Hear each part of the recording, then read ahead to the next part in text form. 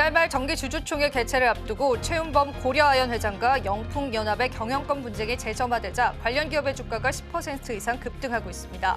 한국거래소에 따르면 오전 9시 28분 기준으로 고려아연은 전거래일 대비해서 15.29% 상승하면서 83만 8천 원에 거래됐고요. 같은 시간 영풍도 올라섰습니다. 메리츠증권이 독일의 제약기업인 베렌거 이넬하임으로부터 이중 작용 항체의 기술이 반환된 여파에 따라서 유한양행의 목표 주가를 22만 원에서 20만 원으로 하향 조정했습니다. 유한양행은 관련한 FDA 승인도 앞두고 있는 시점인데요. 목표가 하향에 따른 주가 흐름 주시해 보시면 되겠습니다.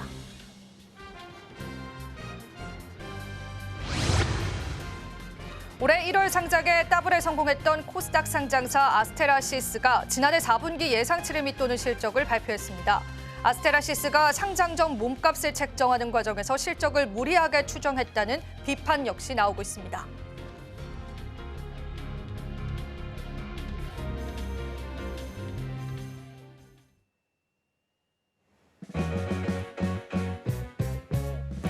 시청자 여러분 안녕하세요. 마켓 쇼쇼쇼 진행을 맡은 이지영입니다. 자, 오늘 월요일 시장 국내 증시는 오후장 들여서도 좋은 탄력세를 유지해 오고 있는데요. 오늘도 역시나 국제적인 뉴스가 또 시장의 모멘텀으로 작용되는 모습들 확인되고 있습니다. 3월의 중순까지 온 시점에서 그래도 글로벌 증시 대비해서 국내 증시의 체력이 어느 정도는 단단하다라는 생각이 듭니다. 여러분들께서도 이 시장에서 다양한 기회들 찾아보시면 좋겠습니다. 오늘도 저희가 다양한 코너 통해서 함께할 텐데요. 우선 첫 번째 코너부터 소개해드릴게요. 오늘은 ISS의 김태성 본부장님께서 시장을 보는 색다른 시각들 통해서 여러분들에게 다양한 전략들 함께 해드릴 예정입니다. 많은 시청 부탁드립니다. 또 저희 방송 유튜브 통해서도 시청하실 수가 있죠. 많은 소통도 부탁드리도록 할게요. 저희 방송에서 제공해드리는 정보는 투자 판단에 대한 조언일 뿐입니다. 가치 판단과 상승 하락을 보장하고 있진 않다라는 점 다시 한번 유의 부탁드리겠습니다. 자, 그럼 마감 시장까지 저희와 함께 달려보실까요? 마켓 쇼쇼쇼 1부 본격적으로 출발합니다.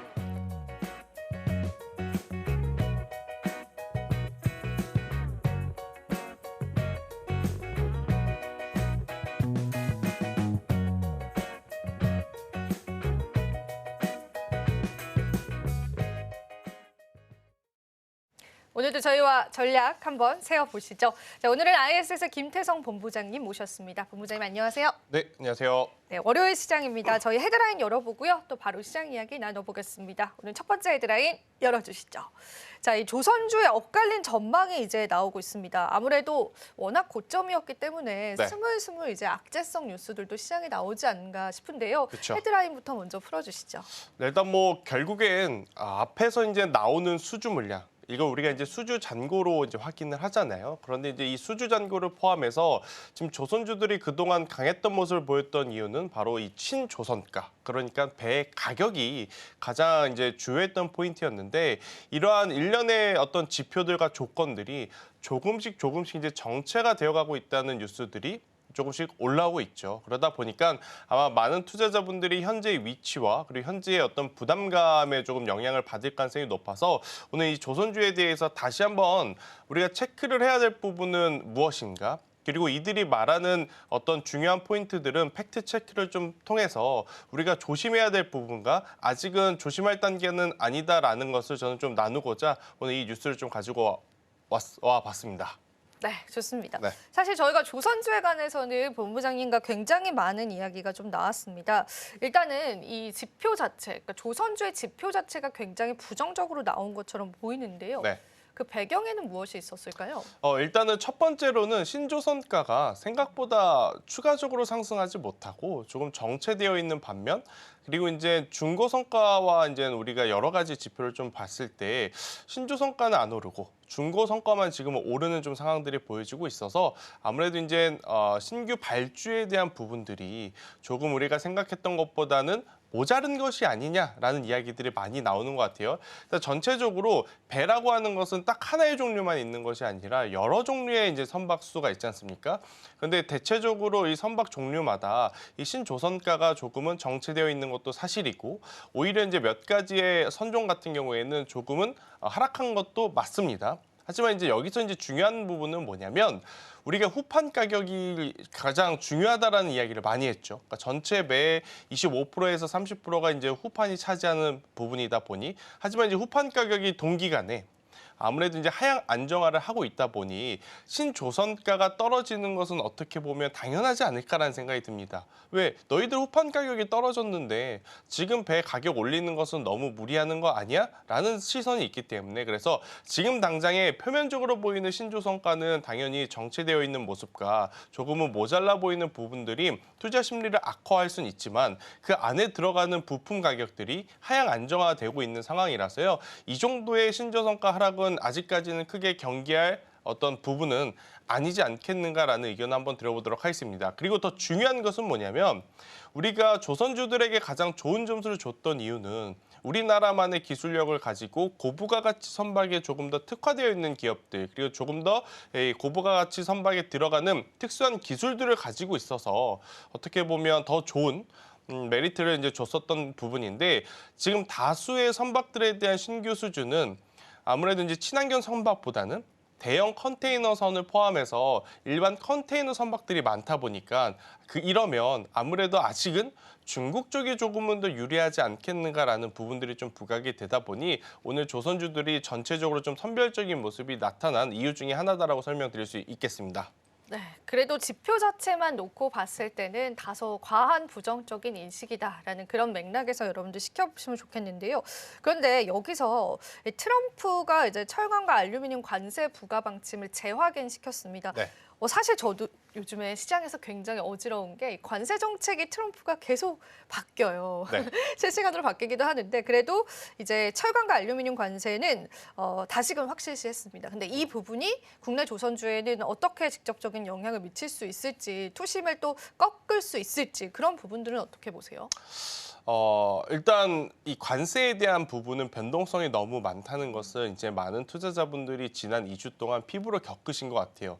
한다는 것도 아니고 안 한다는 것도 아니고 그렇죠. 결국 지금 트럼프와 내각이 서로 다른 이야기와 서로 다른 타이밍에서 관세를 언급하고 있는 것을 보아하니 관세에 대한 압박은 예전보다는 조금은 자유로울 수 있겠구나라고 생각을 하는 것 같습니다. 오늘 이 뉴스가 나왔을 때 사실은 일반적인 시장이라면 모든 수급이 여기로 다 쏠려야 됐었거든요.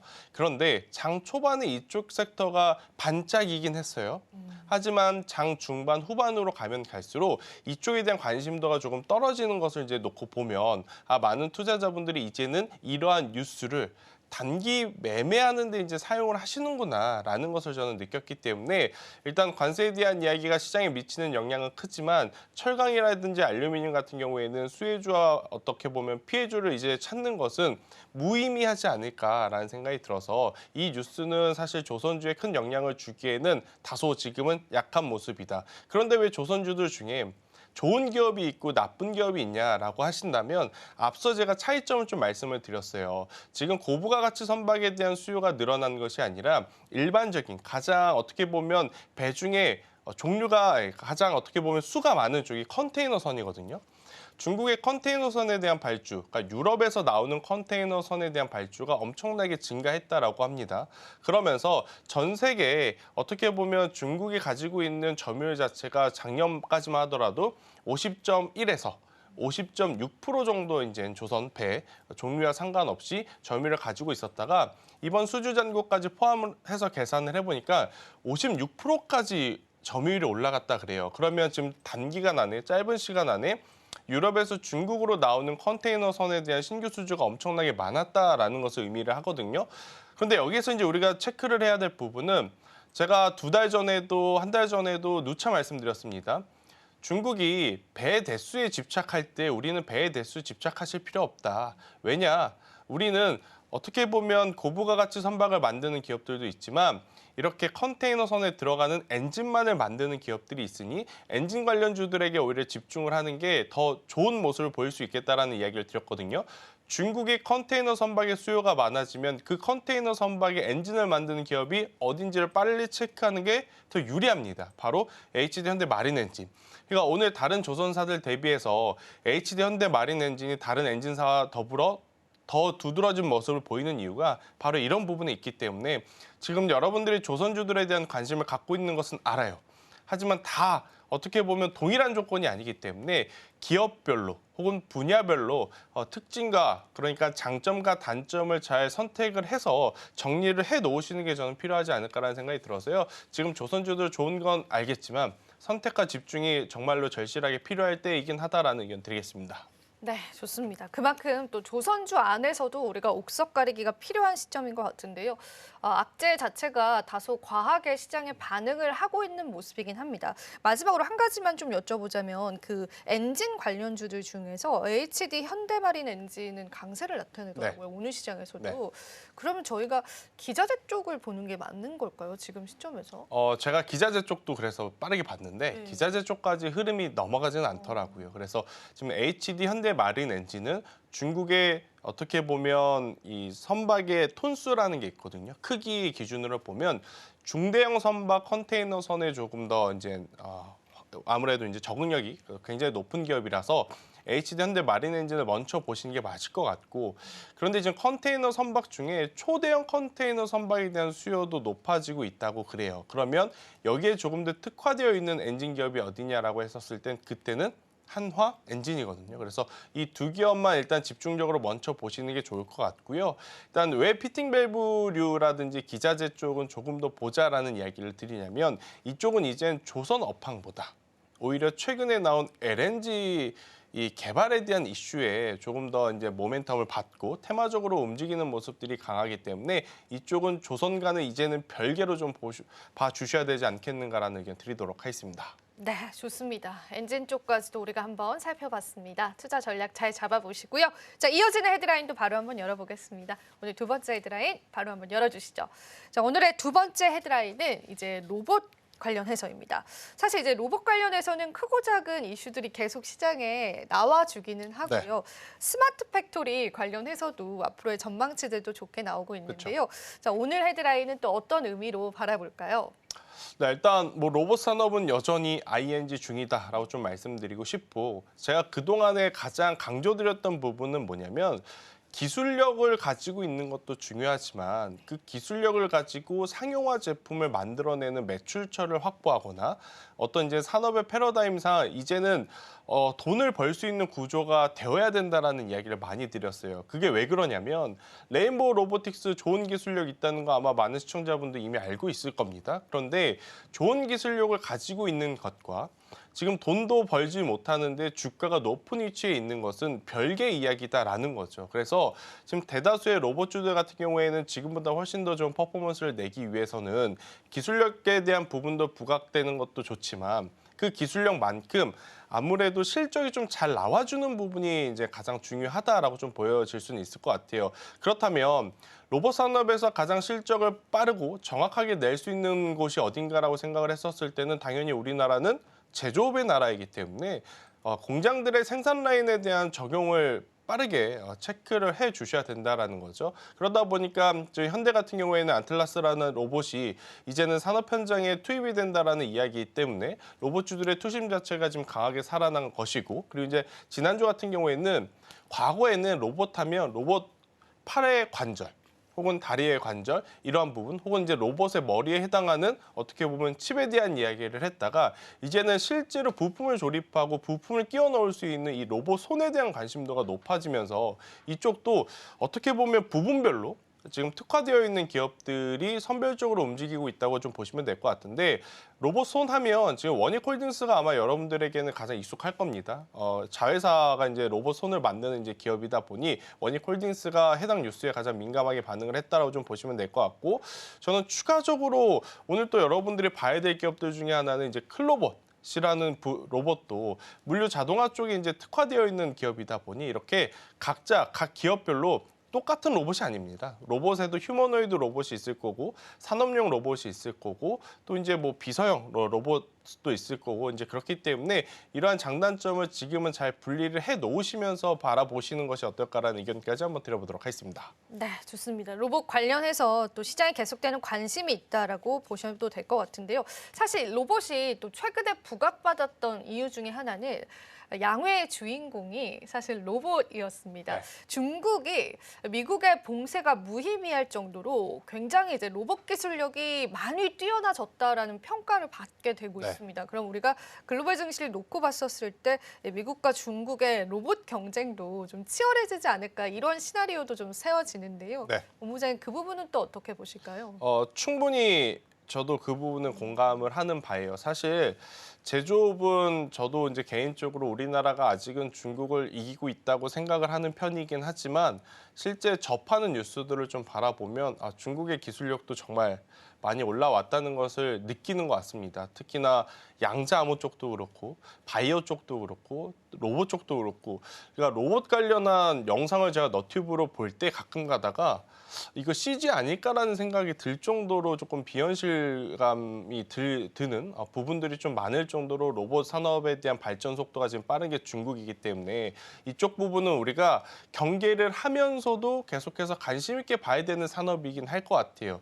결국 이제 중국이 이렇게 로봇에 대한 이야기를 강하게 하면 할수록 미국은 정말 큰 기업이 하나 있죠.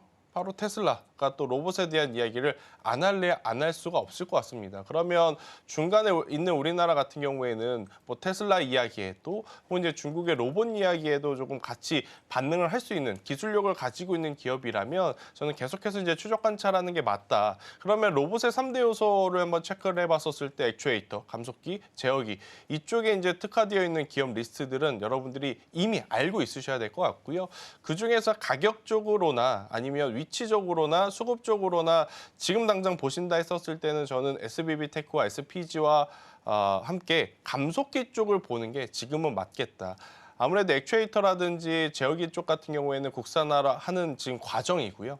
이 감속기 같은 경우에는 이미 국산화가 마무리되었기 때문에 조금은 더 영업 마진율적인 측면에서 유리할 수 있지 않겠나라는 의견 드리겠습니다. 네, 좋습니다. 그러면 우리가 그 경쟁 구도 속에서 우리 기업들이 또 어떤 수혜를 받을 수 있느냐도 하나의 투자의 팁이 될 수 있을 것 같아서요. 여러분들께 한번 이야기를 나눠봤습니다. 자, 오늘 저희가 또 로봇 관련한 시장의 모멘텀들까지 같이 체크를 해봤습니다. 여러분들 또 시장에 언제 불현듯 도래할 수 있는 모멘텀이기 때문에요. 역시나 관심 있게 관련한 기업들 살펴보시면 좋겠습니다. 이어지는 코너도 소개해드릴게요. 자, 오늘 은혜로운 섹터 준비되어 있는데요. 앞서서도 제가 또 고려 아연에 관한 경영권 분쟁 이슈를 살짝 언급해드렸죠. 자세히 한번 살펴보면서요. 증시에 미칠 영향력들 살펴보겠습니다. 그리고 오늘 엔터주 강합니다. 그 이유가 또 컨텐츠 부분에서 한국 컨텐츠가 좋은 성적을 기록했기 때문인데요. 관련한 내용까지도 들어보시면서요. 전반적인 엔터주 흐름도 살펴보시면 좋겠습니다. 그럼 시장 한번 살펴보고 올게요. 은혜로운 섹터 이어집니다.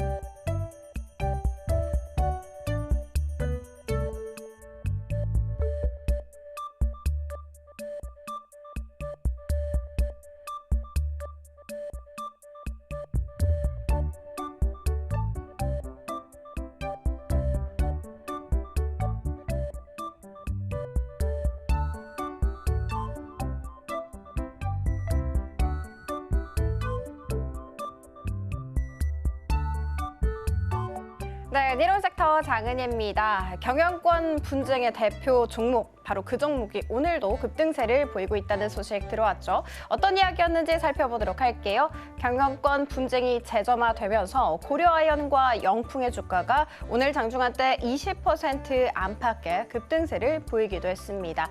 이슈 살펴봤더니 지난 1월에 임시 주주총회에서 고려아연이 영풍에 의결권을 제안을 했습니다. 그런데 이것을 두고 법원이 무효하다라고 판단을 하면서 영풍 MBK 연합 측에 손을 들어줬죠.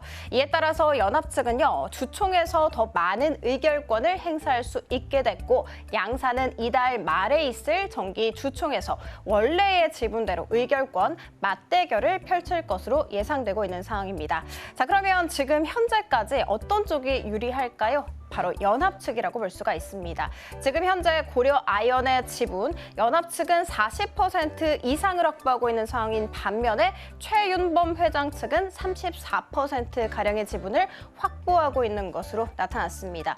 양측의 차이가 6% 이상 나기 때문에 연합 측이 훨씬 유리하다라고 정리를 해볼 수가 있겠죠. 자, 그렇지만요. 법원은 또 집중 투표제를 인정하면서 이 부분에 있어서는 고려 아이언의 손을 들어주는 모습이었습니다. 자, 여기에서 집중 투표제라는 것은 주주들이 여러 명의 이사를 선출을 할 때 한 명에게 몰아주는 제도를 의미를 하는데 고려 아이언은 이 제도를 통해서 일부 이사를 확보하고 그리고 가까스로 경영권을 방어할 수 있는 가능성이 생긴 것으로 볼 수 있습니다. 자, 그럼에도 불구하고 앞서 살펴드렸던 것처럼 MBK 연합 측이 지분 6% 이상 더 많기 때문에 이로 인해서 연합 측의 이사 숫자가 더 많을 것으로 예상되고 있다라고 말씀드리고 싶습니다. 자, 그리고 영풍 측에서 두 가지 큰 결정을 내렸습니다. 먼저 첫 번째는요. 내년 3월까지 자사주 전량을 소각하겠다라는 결정이었습니다. 이 소각 시에는 주식 수가 줄어들기 때문에 그만큼 주당 가치가 더 올라가죠. 주주들에게는 긍정적인 신호로 작용할 수 있습니다. 두 번째 결정이 10대 1 액면 분할입니다. 현재 한 주당 5,000원인 액면가를 500원까지 낮추겠다라는 결정인데 이로 인해서 주식들이 잘게 쪼개지거든요. 더 많은 투자자들이 거래할 수 있습니다. 즉 다시 말해서 유동성을 더 늘릴 수 있는 그런 효과까지 받아갈 수가 있는 것이죠. 이뿐만이 아니라 영풍 측은요. 2033년까지 매출 2조 원 그리고 영업이익률 4.5% 목표치를 공개를 하기도 했었고 당기 순이익의 30%를 주주들에게 환원하는 배당 정책도 추진하겠다라고 밝혔습니다. 자, 두 번째 이슈 살펴보도록 하겠습니다. 넷플릭스 오리지널 시리즈 폭삭 소가수다가 지난 7일에 공개가 됐었죠. 저도 봤는데 정말 재밌더라고요. 이 시리즈 같은 경우에는 제작비가 600억 원이 들었다고 해요. 그리고 넷플릭스 측에서는 올해 오징어 게임 시즌2 다음으로 기대되는 대작이라고 평가를 하고 있는 상황입니다. 넷플릭스는 통상적으로 한 번에 한 시즌을 전체 공개를 하는데 이번에는 좀 다르게 4차례에 걸쳐서 분할 공개 방식을 취하고 있는 상황. 폭삭 소가수다는 총 16부작의 시리즈로 구성이 되어 있는데 지금 현재까지는 4회 공개가 된 상황이라는 점 체크해드리도록 하겠습니다. 폭삭 소가수다는 제주도 방언이라고 합니다. 그 뜻이 수고 많으셨습니다 라는 뜻이라고 하는데요. 이 수고가 많았던 만큼 흥행에 성공하고 있는 현재입니다. 8일 기준으로 살펴봤을 때 전 세계 TV쇼 부문 8위를 기록을 하고 있었는데 9일에는 6위까지 올라선 모습이었고 국가별 순위 살펴봤더니 지난 8일에 4개국에서 1등 자리를 위치하고 있었거든요. 그런데 9일 기준으로 봤을 때 무려 10개 국가에서 1등 자리를 포함하고 있었습니다. 자, 그 10개국은 한국을 포함해서 홍콩, 대만, 태국, 말레이시아, 인도네시아 등이 위치하고 있다는 점 체크해드리도록 하겠습니다. 자, 이 같은 흥행 소식으로 인해서 펜 엔터테인먼트라는 제작사가 상한가 부근에서 거래가 되기도 했습니다. 이 기업은 겨울연가 해를 품은 달 그리고 동백꽃 필 무렵이라는 이런 여러 가지 흥행작들을 보유하고 있는 회사이기도 하고요. 이 폭삭 소가수다 역시도 또 하나의 대표작이 될 것으로 예상되고 있습니다. 16회까지 그러니까 전체 공개까지 3주 정도 남은 상황이기 때문에 주가 상승세가 더 이어질 수 있을지 그 여부 잘 체크하시면 좋을 것 같습니다. 자, 국내 테마 탑3 들어가 보도록 할게요. 먼저 이름을 올리고 있는 쪽은 정유 쪽이고요. 러시아발 이슈로 인해서 상승세 그리고 있습니다. 연간 2만 톤 규모를 처리할 수 있는 정유소의 시설이 있는데 이 시설이 또 우크라이나의 드론 공격으로 인해서 손상됐다라는 소식 들어왔죠. SO일 같은 경우에는 7% 이상, SK이노베이션 역시도 5% 이상의 상승세를 그리기도 했습니다. 음식료 업종과 사료로 넘어가 보도록 할게요. 중국 정부가 결국 미국산 농축산물을 대상으로 10에서 15% 보복관세 하겠다라고 밝혔죠. 그리고 미국에서 조류 인플루엔자 여파로 계란 가격이 급등세를 보이고 있다고 합니다. 이 같은 소식 속에 이 세 종목 모두 다 10% 안팎의 상승세를 그리기도 했습니다만 지금 현재는 초반 대비해서 상승분을 일제히 반납하고 있는 중이라는 점 체크해드리면서 다음으로 들어가 보도록 하겠습니다. 방산입니다. 약 9조 원 규모의 K2 전차 폴란드 2차 수출 계약이 이르면 4달 체결될 것으로 알려졌습니다.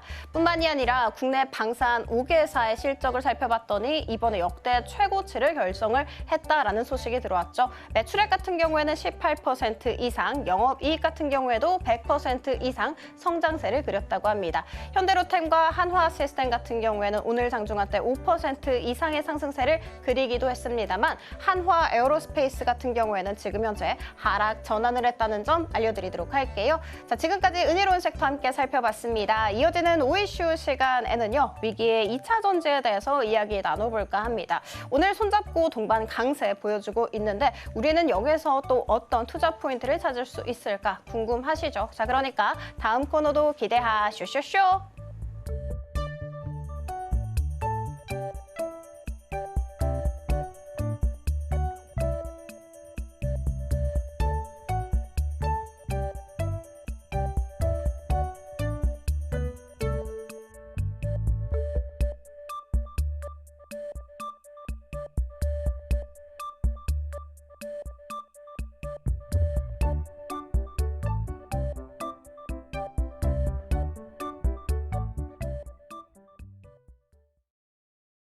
은혜로운 섹터 살펴보고 오셨습니다. 그럼 계속 시장 이야기 좀 나눠볼 텐데요.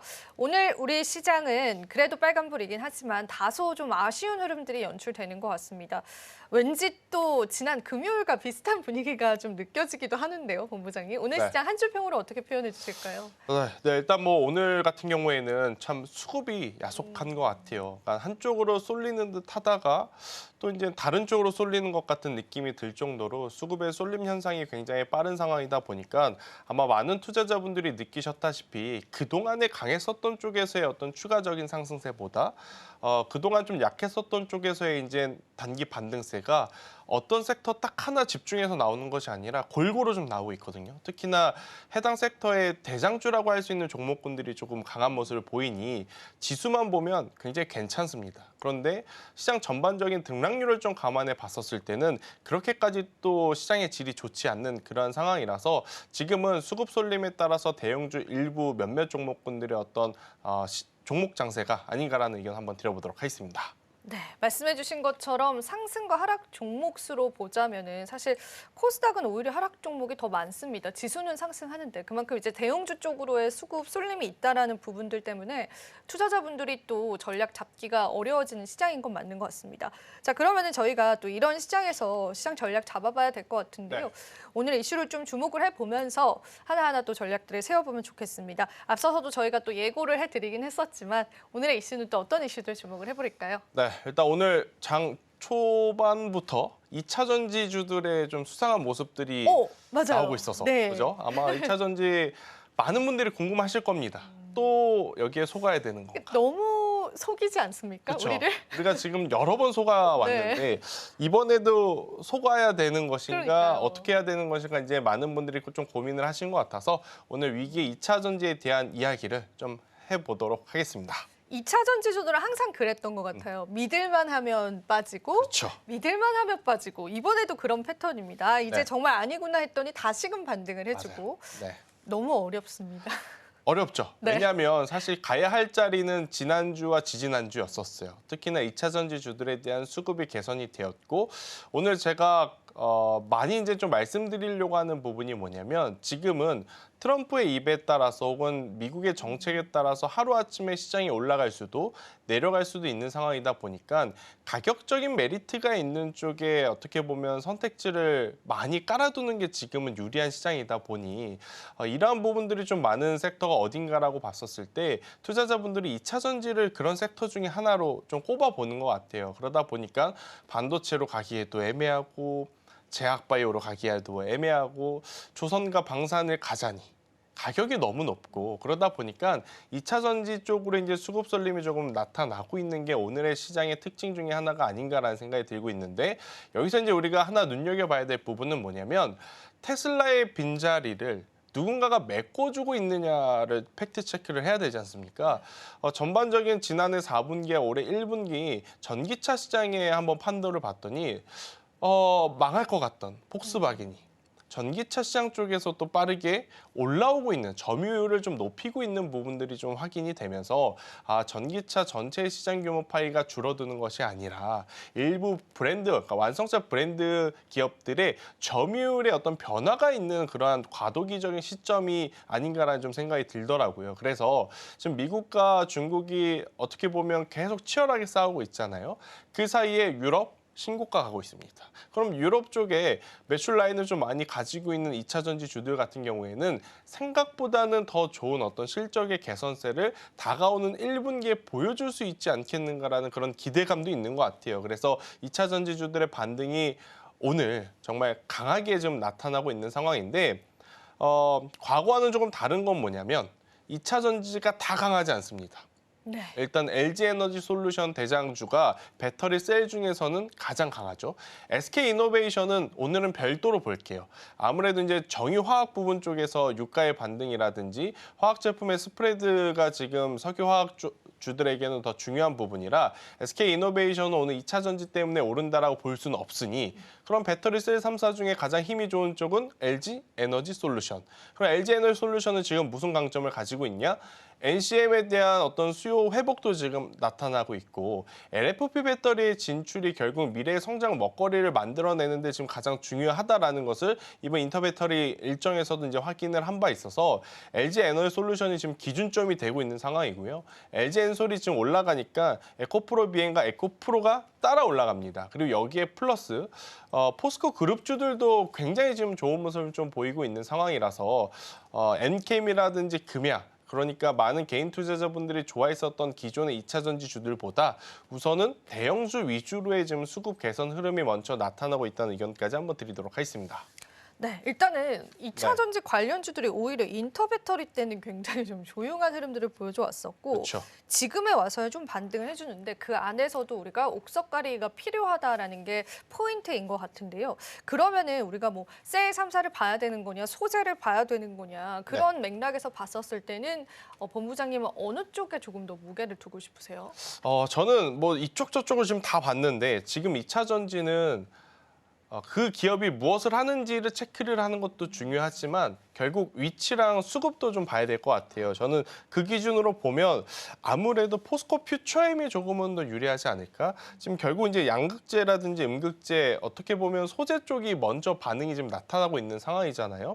에코프로 비행과 포스코 퓨처엠 기준으로 오늘 2차 전지 주들의 어떻게 보면 반등의 트리거의 시작 모습을 좀 보여주고 있어서 포스코 퓨처엠을 저는 보시는 게 맞을 것 같다는 생각이 들더라고요. 아니 똑같은 어떻게 보면 소재 기업인데 왜 포스코를 조금 더 이제 우위에 두고 있느냐라고 하면 수급적으로 보더라도 에코프로 BM보다 포스코 퓨처엠의 어떻게 보면 기관의 수급들이 혹은 외국인의 수급들이 조금은 더 연속성을 좀 띠면서 들어오고 있는 상황이다 보니까 저는 오히려 포스코 퓨처엠에 대한 관심들을 좀 높여가시는 게 맞을 것 같다라는 의견을 한번 드려보도록 하겠고요. 그리고 가장 중요한 건 결국 이제 2차 전지주들의 핵심은 전기차에 대한 수요 회복도 있겠지만 플러스 ESS 에너지 저장 장치가 정말 얼마만큼의 성장성을 보여줄 것이냐 이 부분에도 조금 달려 있어요. 그래서 에너지 저장 장치에 대한 관심도까지 좀 포함을 했었을 때는 양극재, 음극재 모두 지금 취급할 수 있는 포스코 퓨처엠을 보는 것이 조금은 더 안전한 상황이 아니겠는가라는 의견 한번 드려보도록 하겠고 에코프로 BM은 지난주에 이전 상장 철회가 되면서 급격하게 좀 조정이 나오면 수급의 꼬임 현상이 좀 나타났거든요. 그래서 에코프로 BM은 갈 땐 가더라도 이게 수급의 꼬임 현상이 좀 풀려야 하는 시간이 필요하지 않겠는가라는 의견을 한번 드려보도록 하겠습니다. 네, 그러니까 우리가 또 어떤 섹터를 특정하게 묻기에도 어느 정도 좀 애매한 부분이 있는 것 같아요. 그래서 그 기업들의 수급이라든지 또 그 기업이 어떤 일을 하고 있는지에 관해서 좀 공부가 필요한 시점이지 않을까 싶어서 여러분들 2차 전지 대응점들이 조금 쉬워 보이지는 않았습니다. 자, 그럼에도 불구하고 2차 전지주들은 그간의 또 낙폭도 굉장히 컸었잖아요. 근데 네. 증권사에서는요, 2차 전지가 올 1분기에도 실적이 좋지 않을 것이다. 그렇게 좀 내다보고 있는데 이런 부분들 때문에 결과적으로는 우리가 그렇게 기다리고 외치던 캐즘이죠. 캐즘이 이제 다시 해소되는 기미가 보이지 않는다. 이렇게 네. 시장이 반영이 된다면은 여전히 전부 다 낙폭할 가능성도 있지 않을까요? 지금보다 만약에 실적이 더 저조하면 하지 말아야죠, 이 사업. 하는 게 의미가 있겠나라는 생각이 들 정도로 지금 우리나라 다수의 2차 전지 전기차 관련주들 기업들의 실적은 좋지는 않습니다. 여기서 안 좋아진다? 이건 농담이 아니라 실제로 사업을 하는 입장으로 제가 입장을 받고 생각을 해보면 이건 기업의 존폐 위기를 좀 다룰 수도 있는 상황이다 보니까 정말 깊은 고심을 해야 되지 않겠나라는 생각이 들 정도로 좋지는 않아지는 거죠. 하지만 만약에 더 이상 이제 빠질 곳이 없고 실제로 여기서 이제 개선이 된다라고 하면 완전히 이건 다른 이야기가 됩니다. 그리고 이제 개선이 되는 요지가 전기차가 폭발적으로 지금 수요가 늘어나지 않음에도 불구하고 실적이 개선이 된다라는 건 뭐가 있냐면 그동안에 과잉 생산했던 재고들이 잘 줄어들고 있다는 것을 의미를 하죠. 그렇게 되면 한번 과잉 생산에 대한 어떻게 보면 피를 본 다수의 기업들은 철저하게 관리를 해가면서 이 원자재에 대한 평균 단가 관리를 정말 타이트하게 해줄 가능성이 높습니다. 그렇게 했었을 때는 올해 1분기는 뭐 실적이 저조할지 몰라도 2분기, 3분기만큼은 가지고 있는 재고 자산을 잘 관리만 하더라도 실적의 개선세를 훨씬 더 빠르게 나타낼 수 있다는 것만 보여줘도 여기에 이제 전방 산업에서 수요가 딱 늘었을 때 이게 이제 시너지 효과가 폭발적으로 늘어날 수 있는 거거든요. 그래서 저는 뭐 분기 실적 저조하다 그래도 향후에 어떤 성장성이라든지 회복력을 좀 기대를 하면서 더 이상 빠지지 않는다면 그때 2차 전지주들은 정말 기존의 높은 가격대에 물려 계신 분들이더라도 조금은 과감하게 이제는 한번 행동을 해볼 때가 되지 않았나. 지금 계속 말씀드리는 부분은 없으셨던 분들 혹은 최근에 바닥권에서 매수하셨던 분들이 참고해야 되는 이야기 있고 제가 이제 그 실적을 보고 움직이자라고 하는 것은 정말 높은 가격대에서 2년 전에 물려 계신 분들이 한번 고민해 봐야 되는 그런 시점이다라는 의견까지 한번 드리도록 하겠습니다. 사실 2차 전지 실적 이야기는 처음 나온 이야기는 아니었기 때문에 여기서 더 나빠지지만 않는다면 오히려 그런 악재들은 이미 시장에 선반영되어 있다는 의견들도 많습니다. 여러분들이 그렇기 때문에 1분기 실적 보시면서 조금의 개선점들이 있다면 긍정적으로 시장 바라봐도 좋을 것 같고요. 또 여쭤보고 싶은 거는 우리가 사실 앞서서도 SK 이노베이션 이야기를 해줬지만 뭐 석유화학 이런 쪽에 관해서 지금 시장의 탄력을 받으면서 이런 온기가 2차 전지 쪽으로도 좀 흘러들어가 지 않을까라는 네. 기대감들도 조금 있기는 한 것 같아요. 중국의 반덤핑 관세에 관한 또 이야기들도 있고요. 그러면은 이 부분에 관해서는 긍정적으로 생각해 볼 수 있을까요? 오히려 석유화학주들이 2차 전지주들을 올려줄 수 있을까요? 일단 이 두 가지의 섹터가 조금은 수급의 시속 게임 양상을 좀 보이고 있는 것 같아요. 오히려요. 같이 움직인다기보단 한쪽이 움직이면 지금 한쪽이 쉬어 있는 모습이고 또 한쪽이 또 움직이면 또 먼저 움직였던 쪽이 이제 쉬어가는 모습을 좀 보이고 있긴 하지만 일단 두 섹터 모두 공통점은 뭐냐면 바닥권에서 이제 들어 올리고 있는 상황. 이거는 똑같죠. 두 번째, 공교롭게도 두 섹터 모두 지난 2년 동안 실적이 계속 우하향해 왔습니다. 하지만 동시다발적으로 실적에 대한 개선 기대감이 보여주고 있는 이제 산업이다 보니 다 같이 올릴 수는 없을 것 같아요. 하지만 지금 서로의 섹터가 지금 수급 시속 게임을 보이면서 한쪽이 올라간다 그래서 한쪽이 정체되어 있는 것은 저는 올바른 흐름. 반대로 한쪽이 올라간다 그래서 한쪽이 흘러내리면 그건 좀 경계를 해야 되겠죠. 하지만 여러분들이 지금 보시는 바와 같이 2차 전지가 올라간다 그래서 지난주에 강했던 석유화학주들이 확 밀린다? 그건 아니에요. 지금 잘 버텨주고 있는 상황이거든요. 그래서 같이 어떻게 보면 핑퐁 하면서 올라갈 수 있는 지금 흐름들을 좀 기대를 해본다면 시장의 어떤 변화, 환경 자체가 변화하고 있구나라는 것을 우리는 좀 캐치를 해야 될 것 같고 그리고 그 이유는 뭐냐. 결국 3월 말, 이제 얼마 안 남았습니다. 네. 2주 뒤에 있을 공매도 재개 이후에 어떻게 보면 판을 짜기 위해서 다들 미리 사전 작업하고 있는 그러한 상황이다라고 좀 보시면 될 것 같아요. 당연히 공매도하는 입장에서는 바닥에 있는 종목을 먼저 올려주는 게 그러니까 그동안에 이제 매도 포지션으로 수익을 본 것을 확정을 지어주는 게 리스크 관리 차원에서 유리하죠. 반대로 그동안 위로 올라갔었던 그러니까 끝도 없이 올라갔던 종목군들의 공매도를 조금씩 비중을 확대를 하는 것이 유리하고 그러니까 최근에 잘 갔었던 조선과 방산 반대로 석유화학과 2차 전지주들의 이 흐름을 저는 비교를 하는 게 맞고 석유화학과 2차 전지는 어떻게 보면 이제는 한 팀으로 좀 보시는 게 더 맞지 않겠는가라는 의견까지 한번 드려보도록 하겠습니다. 네, 그렇습니다. 2차 전지 관련주들 또 우리가 공매도 재개 앞두고요. 전략 보다 상세하게 세워봐야 될 것 같은데요. 그 부분에 대한 도움 오늘 많이 받으셨을 것 같습니다. 여러분들 한번 복귀해 보시면 좋겠고요. 또 오늘 또 월요일 시장 본부장님과 많은 이야기 나눠봤습니다. 여기서 보내드리도록 할게요. 본부장님 오늘도 도움 말씀 고맙습니다.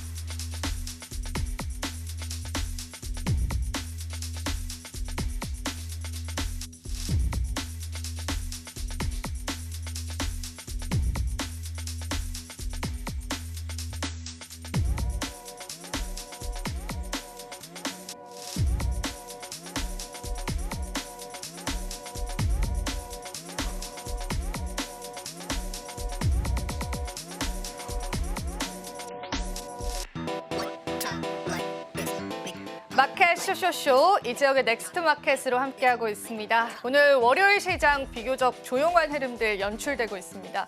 물론 지수는 상승하지만요. 수급이 다소 부재하다 보니까 따분한 느낌도 느끼셨을 것 같습니다. 이럴 때일수록 우리가 이번 주에 있을 일정들을 챙겨보면서요. 시장 모멘텀들 미리 선점해 보시면 좋으실 것 같고요. 이번 한 주를 저희가 좀 압축해서 오늘은 설명을 드릴 테니까요. 저와 함께 또 넥스트 마켓을 내다보시면 좋겠습니다. 일단 이번 주에 있을 굵직한 일정들 한번 체크를 해볼 텐데요. 오늘과 또 내일 있을 일정들이 또 시장에 움직임을 줄 수 있기 때문에 키워드로 하나하나 체크를 해보겠습니다. 미국 같은 경우에는 이제 썸머타임이 시작이 됐죠. 새벽 5시 30분에 마감을 지을 예정이기 때문에 또 함께 해외 주식 바라보시는 분들께서는 참고해 보시면 좋겠고요. 또 TSMC의 2월달 매출이 발표가 되는데 이 부분은 제가 잠시 뒤에 조금 자세히 좀 다뤄드릴 예정입니다. 한번 주목해 보시면 좋겠고요.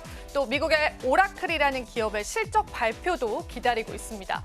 내일은 미국의 1월달 구임 보고서가 있는데 이게 굉장히 중요한 이유가요.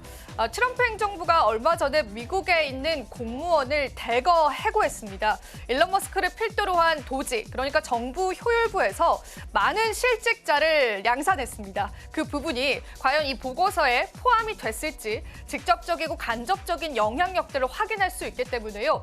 뉴욕 시장에서는 이 구임 보고서 굉장히 집중해서 지켜보고 있다고 보시면 되겠습니다. 중국의 4분기 GDP도 발표가 되고요. 또 이날은 양자 컴퓨터 ETF가 상장이 되는데 올 상반기에만 양자 컴퓨터 ETF가 8개나 상장이 된다고 하더라고요. 그만큼 시장에 많은 모멘텀을 가지고 있는 그러한 섹터이기 때문에요. 관심 있으신 분들께서도 한 번쯤은 체크해 보시면 좋겠습니다. 자, 그렇다면 우리 TSMC의 실적 발표 조금 더 자세히 한번 살펴보겠습니다. 이거는 분기 실적 발표는 아니고요. 2분기의 매출을 나타내는 건데 벌써 1분기 매출이 한국 돈으로는 13조 원을 돌파하면서 사상 최대치를 기록을 했습니다. 그리고 4분기까지의 매출을 보시더라도 128조 원을 나타내면서 영업이익 역시도 사상 최대치를 나타내고 있다라는 게 이미 시장에 집계가 됐었죠. 그래서 우리가 2월달 매출을 좀 주목을 해보자라는 게 시장의 시선이기도 했었는데요.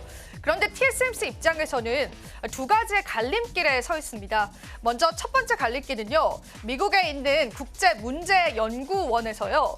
화웨이에 TSMC가 AI 반도체를 납품했다라는 보고서가 나왔습니다. 그 양이 무려 200만 개에 해당을 하고 미국 정부는 이렇게 중국 기업에게 반도체를 납품하지 못하게 했는데 유령 회사를 통해서 납품을 했다라는 의문점이 제기가 된 겁니다.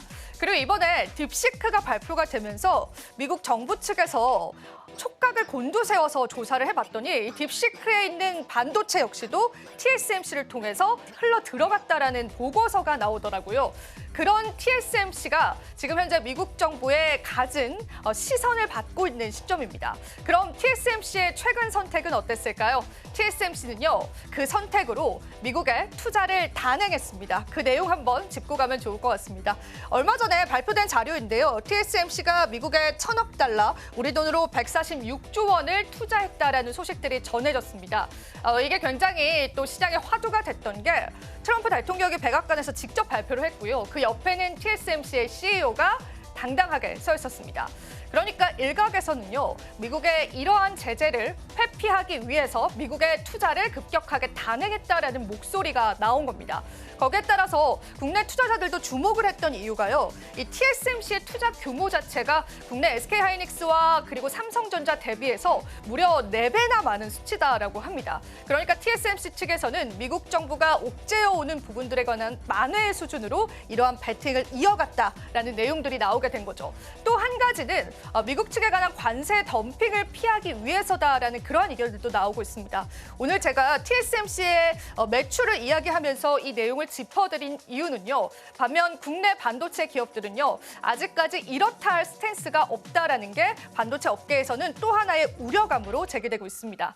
지금 최근 들어서 이 반도체 관련주들이 어느 정도의 조정 국면을 나타내주고 있잖아요. 그래도 우리가 또 반도체 관련주들이 어떤 흐름을 나타낼지를 살펴보면 살펴봐야 될 텐데요. 이 TSMC 대비해서 미국 행정부에 관한 국내 반도체 굵직한 기업들의 조치가 과연 어떻게 될 것인지가 또 시장에서는 관심사로 떠오르고 있습니다. 조금 정리를 해보자면 TSMC의 이러한 행보를 봤었을 때 앞으로 국내 반도체 기업들은 어떤 선택지를 내놓을지가 또 시장에서는 중요한 부분이 될 것 같습니다. 물론 기술력도 중요하고요. 또 거기에 추가적으로 좋은 소식들도 중요하지만 대응점들도 중요해지는 시점이기 때문에 여러분들이 한번 체크해 보시면 좋겠습니다. 자, 그렇다면 저희 이제 암호화폐 이야기로 넘어가 볼까요? 지난 토요일 우리 가상자산 시장에서는 굵직한 이벤트가 있었습니다. 그게 바로 크립토 서밋이었는데요. 크립토 서밋을 통해서 시장에서는 실망 매물이 나왔습니다. 그 이유 중에 하나는 그 크립토 서밋에서 했던 발언들 자체가 이 크립토 투자자들이 이미 예상했던 내용과 별반 다르지 않았고요. 추가적인 호재의 내용들이 없었다라는 것 때문이었습니다. 하지만 업계에서는요, 지금 현재 이런 시각을 보이고 있습니다. 트럼프의 친가상자산 정책이 불명확하지만 그 의미는 분명히 있다라고 보고 있습니다. 제가 지난 시간에서도 비축 자산에 관한 이야기를 드렸었잖아요. 그런데 트럼프가 이 비축 자산을 압수된 비트코인으로 담아가겠다라고 발언을 하긴 했었지만요. 트럼프가 이러한 행보를 보이게 될 경우에 다른 국가들 역시도요. 비축 자산을 만들어야 한다라는 그러한 이야기들이 흘러나오면서요. 그래도 시장에 긍정적인 반응들이 있을 수 있다라고 보고 있습니다. 하지만 그럼에도 불구하고 시장이 계속되는 조정을 나타내는 이유는요.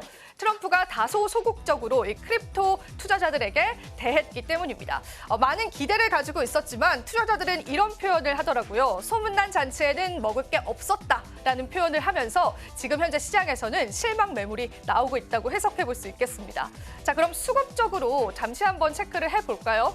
개인 투자자들은 시장을 이탈하는 모습들이 보여지고 있는데요. 반면에 큰손 투자자는 지금 현재 어떤 흐름들을 보여주고 있을까요? 제가 한 가지 지표를 가지고 왔습니다. 이 지표 같은 경우에는 고래 투자자, 그러니까 유통량의 0.01%를 차지하고 있는 많은 물량을 가지고 있는 큰손 투자자들이 지금 현재 어떤 동향을 보이고 있는지를 나타내는 겁니다. 2019년 이후로 최저치의 물량을 가지고 있습니다. 파란색 선을 주목을 해보시면 되는데요. 어느 시점 이후로 이 고래 투자자들의 물량이 줄어가고 있다는 겁니다. 즉 크립토 시장에서 큰손 투자자들 역시도 현재는 이탈이 나타나고 있다는 분석이 나왔습니다. 이 부분 때문에 시장의 불안감들 역시도 가중되고 있다고 해석해 볼 수 있겠습니다. 자, 그럼 이런 수급 동향들이 시세에 드러났을까요? 지금 바로 크립토 시장 살펴보면서요. 지금 현재 흐름들도 저와 함께 체크해 보시겠습니다. 자, 비트코인 여전히 8만 달러 선을 나타내주면서요. 지난주 대비해서도 안 좋은 수치네요. 1억 1천만 원 선을 나타내고 있고요. 지금 이더리움이 300만 원 선 아래로 내려왔는데요. 달러 기준으로는 2,000달러 선을 깨져가고 있습니다. 지난 약세장이 떠오르는 가격대라고 보시면 되고요. XRP 역시도 5%의 낙폭세를 그려내고 있습니다. 그리고 마지막으로 솔라나 코인도 7% 이상 하락하면서 전반적인 시장의 마켓캡은 축소됐습니다.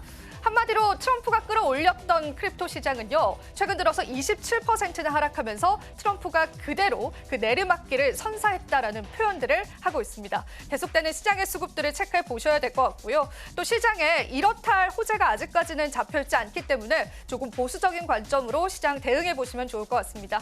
자, 이렇게 해서 저와 함께 크립토 시황까지 살펴보셨습니다. 오늘도 다각화된 시선에서 또 시장 바라보셨길 바라고요. 저희 방송에서 제공해드리는 정보는 투자 판단에 대한 조언일 뿐입니다. 가치 판단과 상승 하락을 보장하고 있진 않다라는 점 다시 한번 유의 부탁드리겠습니다. 저희는 잠시 뒤 2부에서 오후장 전략 이어가도록 할게요. 시청해주신 여러분 고맙습니다.